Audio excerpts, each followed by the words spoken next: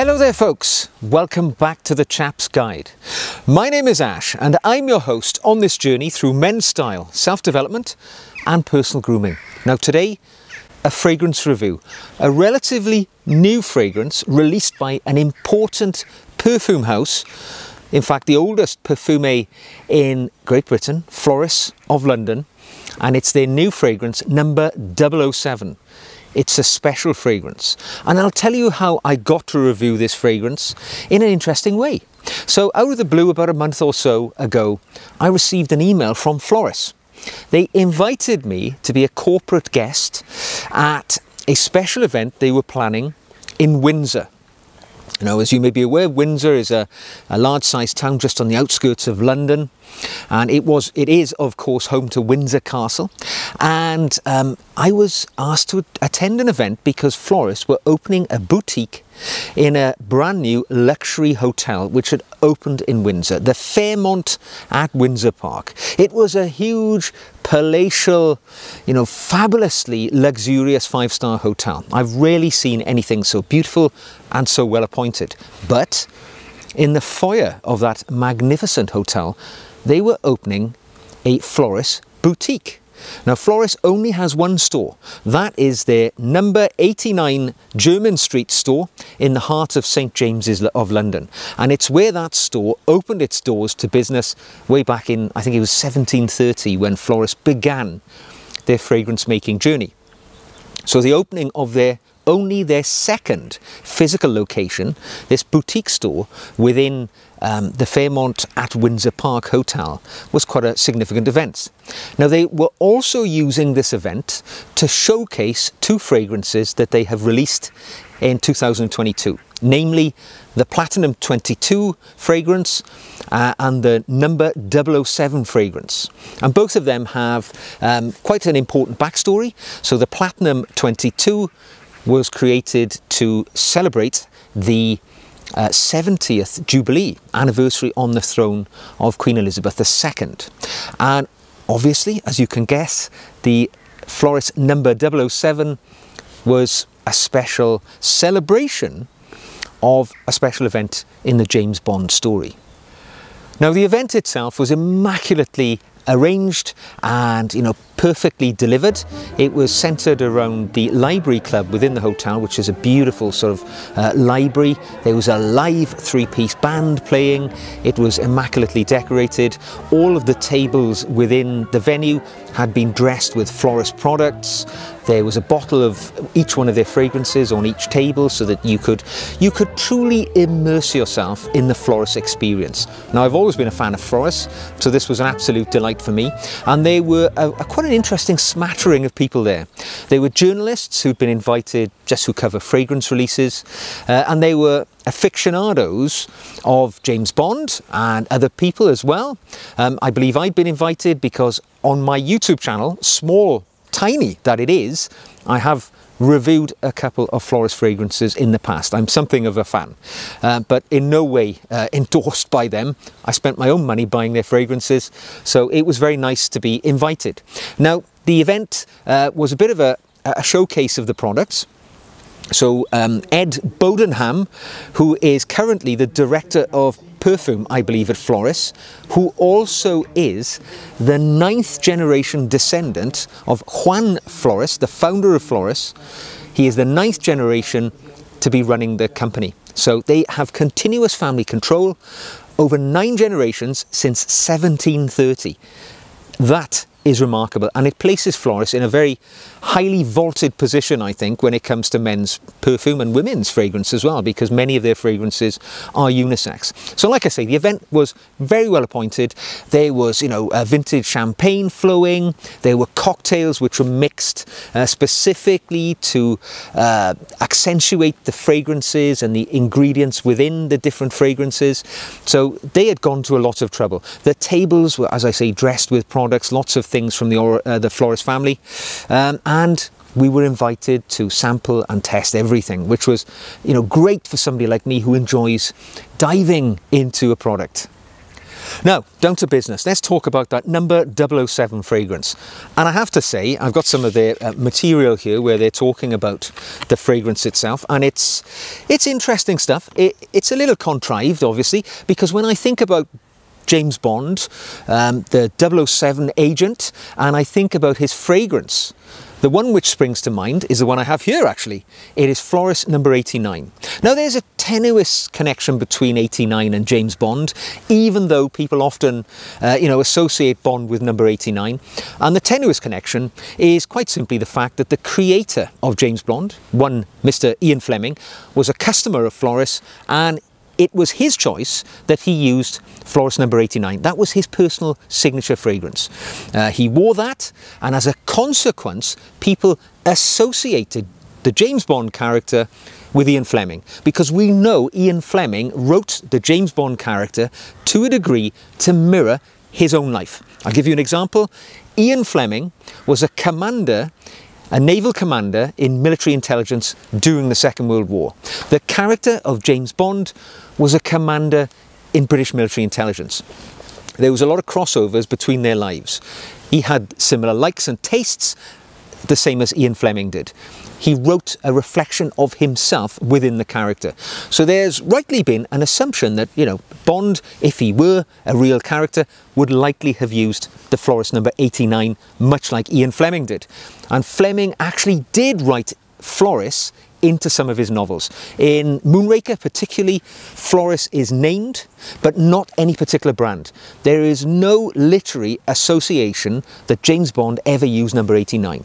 So, in bringing out number 007 as a fragrance, Floris, I think, have sought to connect two things which are unconnected in a shameless attempt to sell more fragrance, but I can't blame them for that. But the reason number 007 has been released this year is because 2022 is the 60th anniversary of course, Dr. No, the first ever James Bond film in the canon that we recognise today as being the most successful film franchise of all time. Of course, Dr. No as a movie was released in 1962, featuring the incomparable Sean Connery as the first true personification of that James Bond, and that's the one which sticks with us many today. And that is why this new fragrance has been released. Now, it's in association with Eon Productions, and that is the company behind the James Bond movie series. And when I look at the material which has been provided here, they tell us that it's created in celebration of 60 years of Bond, a rich and spicy fragrance with amber at its base, captivating scent, a blend of refreshing citrus and juniper notes. And it is drawing on Bond's charm and charisma, a desire to create a fragrance with strong character, style, and an uncompromising edge. Well, those are lofty words, but as ever with a fragrance, it all comes down to what it smells like. And I've got a sample here which I was provided on the event of me attending that fragrance unveiling. The reason we've been given samples, not bottles, is that number 007 is an eau de parfum, which means it's much more expensive. Now, number 89 is an eau de toilette, and it retails, I think, for £80, and I bought this one in the Jermyn Street shop a couple of years ago. It's one of my favourite winter fragrances. It's got a classy, mellow but edgy gentleman's club sort of fragrance. It's famously conservative, and it's a classic man smell. Number 007 is different. Now, I've had several of these samples. You could help yourself, have as many as you like. So I pocketed a few, and I've been trialling the fragrance for a while. But here I have one today, and I'm going to remind myself of its scent by just applying it to my skin. There we go. Now, one of the downsides to this being an eau de parfum is, as I say, the normal fragrance, £80. £200 for the 007 fragrance and the Platinum 22. So this is vaulting Floris into a whole new category of financial cost. In the past, they've all been an £80, or their signature collection, I think, is £120, which are all eau de parfums. So you're talking about their 71, 72 fragrance, their Neroli Voyage, and there's a number of other ones which are in that range, £120. These are £200, which reflects what should reflect a greater quality of ingredients, a greater construction of the fragrance. So we have high expectations. Let's see what they're like. Now I have to tell you, it's a pleasant initial fragrance. It is definitely citrusy, it is definitely amber to my nose. It's difficult for me to convey to you what these fragrances are like. I appreciate that. Talking about a scent into a camera is a difficult thing, but I think it would be fair to say this is universally acceptable, non-offensive, and a really pleasing scent. So let's talk about the specific of this fragrance so that you can understand how it's all constructed. Let's talk about the various accords. Right, so what do they tell us? Well, the top notes are based around bergamot, sweet orange, juniper and geranium. I totally get that. I get the bergamot in the citrus and I get the sweet orange. There's a nice hint of orange and the juniper is present as well, actually, so a lot of accuracy there. In the heart, or the middle element of the fragrance, we can expect rosemary, rose and carnation, so floral essence within its heart. Yeah, there's an element of that. And at its base, of course, where it will dry down, there's amber, sandalwood, oak moss and musk, the things which make this really a man's fragrance. And I have to say, you know, there's a little bit of what I would describe as amber.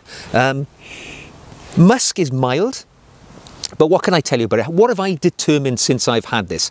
Well, what season would you wear it?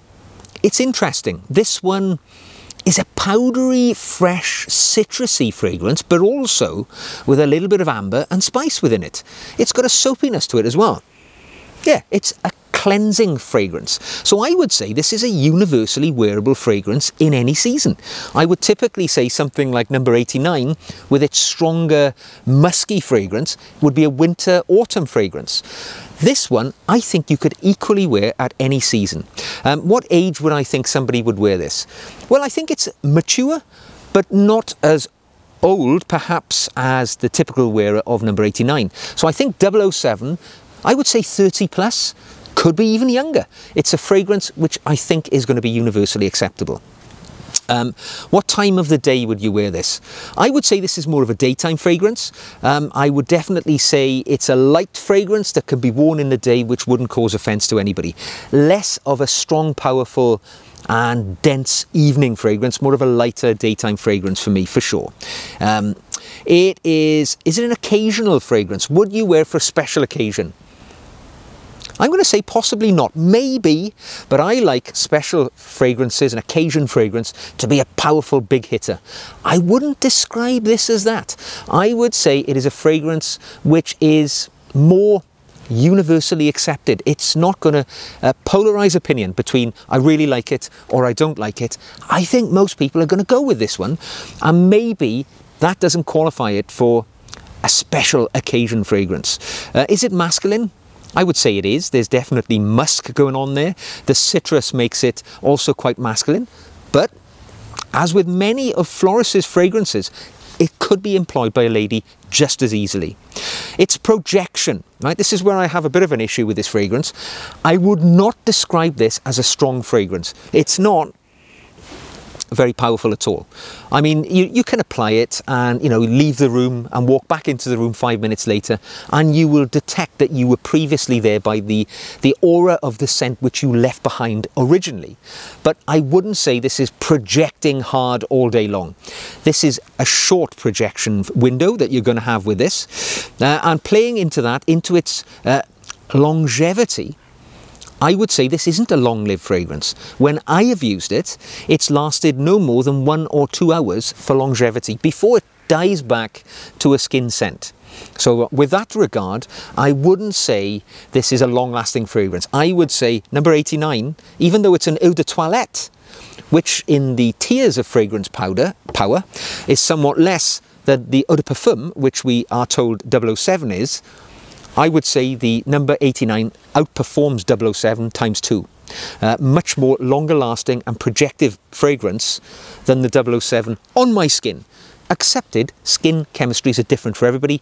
Yours, it may perform somewhat longer.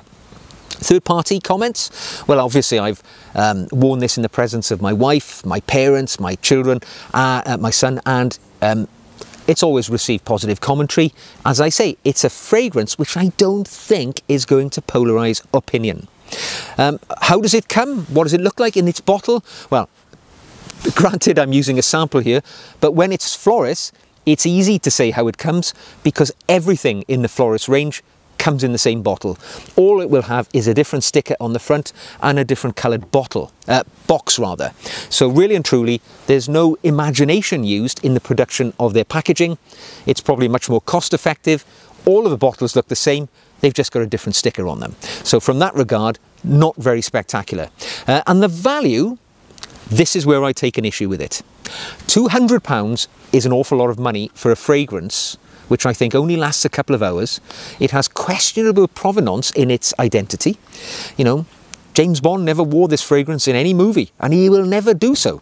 He's never actually worn a Floris product in any movie. There is the scantest association between this brand and the James Bond character, and that is entirely linked to the creator of James Bond, who was known to be a customer of a different fragrance in the range, number 89. So when it comes to declaring 007 as something deeply associated with the James Bond character, we are trying to push something which is unconnected, or two things which are unconnected, into the same space. Just my opinion. I think it's shamelessly marketing a product in a certain way which they know will elicit greater interest in that product. And at £200, we are really creeping into a category of fragrance which needs to be spectacular for that price. You know, when we think of £200 plus fragrances, we're thinking about Tom Ford. We're thinking about Creed. Admittedly, some of them are much higher up in the £200, closer to £300 range, but £200, I expect a big bang for my buck. I really don't think that 007 is delivering that. I think this is going to sell well because it's associated with a famous masculine character. It is tenuously linked with the Bond character. All right, it's released in collaboration with Eon Productions, who are obviously the producers of the Bond movies. So this is a homage to James Bond himself, not something associated with him. And we have to bear that in mind. But as a fragrance, I think it is classy. I think it's very pleasant. I think it's something anybody could wear at any time of the year and in any occasion, more or less. I don't think many people are going to fall out with it. It's a citrusy, pleasant, floral, soapy, powdery fragrance which makes me feel clean and happy for a short period of time. Unfortunately, my biggest issue with it is I don't think it projects very much. I don't think it lasts very long. Other than that, I quite like it. Will I be spending £200 on the bottle? Probably not, I have to say. If it was 80, yes. If it was 120, maybe. But 200, that is a lot of money. And, you know, I really need to fall in love with this fragrance to spend that sort of money. And in my experience with it so far, I'm not really at that point. So there we go. My experience at the event was wonderful. Other than that, there was goodie bags as well and lots of samples. There was even a wonderful Floris pocket square or scarf, whatever you want to call it is, which is decorated with the image of Her Majesty Queen Elizabeth II, which was really poignant because it was on the day of the reception I've talked about, which Queen Elizabeth died. So it's something which will live in my memory. I was in Windsor, her home for so long, on the day of her death, although she died in Scotland. So it's something I'll never forget. But the event itself was somewhat overshadowed by that, it is fair to say. So I feel sorry for Floris with that regard. But their execution of the event was superb. I thoroughly enjoyed it. And their fragrance, really capable, lovely fragrance, bearing in mind the comments which I've made today. So, I hope you've enjoyed this review of Floris number 007. If you have, give the video a thumbs up, click the red button if you'd like to see more. And if you'd like to support the channel, you can buy me a coffee. And all the explanation of how to do that can be found in the show notes below. So, until the next time, smell good, wear the fragrance of your choice, whatever it may be, because it'll make you feel good and it'll make the people who meet you with their noses all day as well feel good too. So until the next time, take care, and I will see you again very soon.